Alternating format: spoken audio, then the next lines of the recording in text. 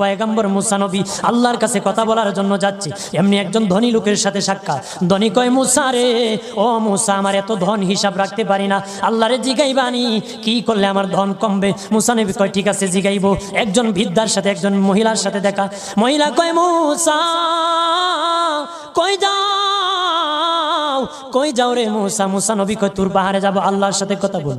মুসা রে, আল্লাহরে জিগাইবানি, আমি গরিব মানুষ, আমি ভালো কিছু কিনতে পারি না, ছেলে মেয়েকে ভালো কিছু খাওয়াইতে পারি না, ভাঙ্গা ঘর, এত গরিব, ভালো করে ঘর বানাইতে পারি না, আল্লাহরে জিগাইবানি কি করলে আমার উন্নতি হবে, ধনী হব, টাকা পয়সা হবে, আল্লাহরে জিগাইবানি। আল্লাহ মুসা নবী কয়, ঠিক আছে, আল্লাহরে জিগাইব, তুমি কেমনে ধনী হইবা?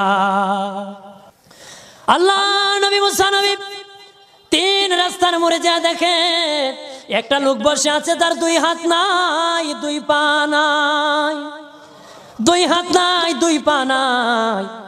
ওই লোক